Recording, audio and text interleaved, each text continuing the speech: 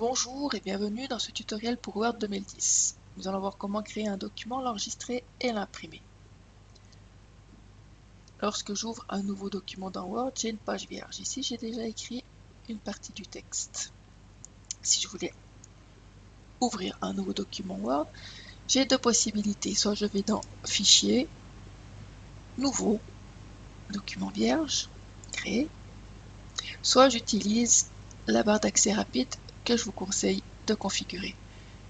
Quand vous cliquez sur la petite flèche, cochez chacune des options. Si vous voulez en rajouter, vous allez dans les autres commandes et vous avez les autres options à disposition. Vous faites OK.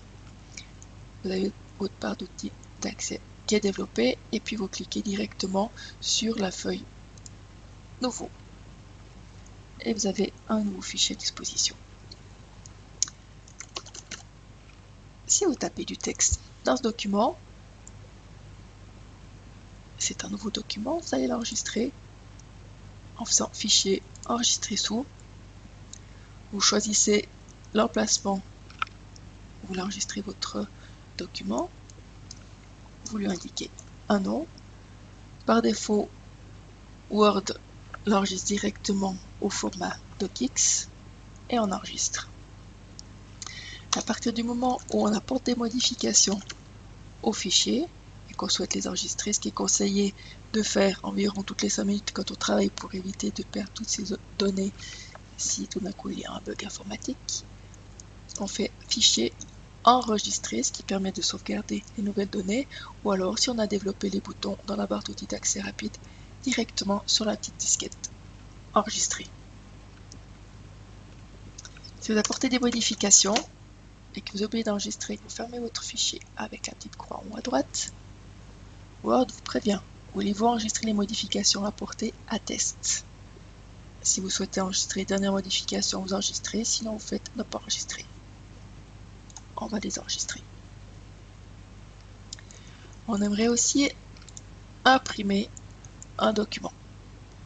C'est de nouveau dans l'onglet Fichier. On va choisir Imprimer. On va choisir si on veut imprimer toutes les pages, seulement la page active, donc celle qui s'affiche. On peut imprimer aussi le nombre de pages que l'on veut en indiquant leur numéro de page. On peut choisir si elles sont assemblées, donc c'est-à-dire qu'il va imprimer les feuilles 1, 2, 3 à la suite, ou alors toutes les 1, toutes les 2, toutes les 3.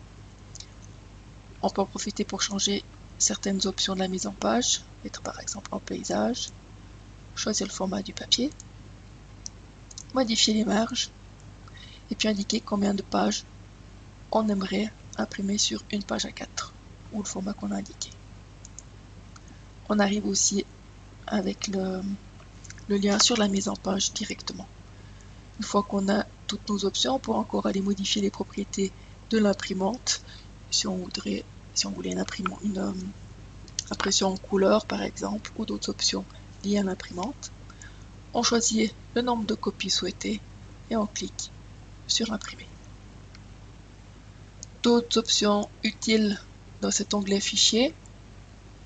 Dans Récent, on voit les derniers fichiers qui ont été utilisés.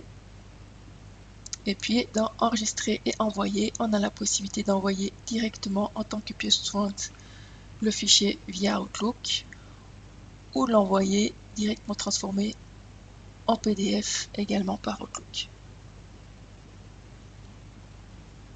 Merci de votre attention.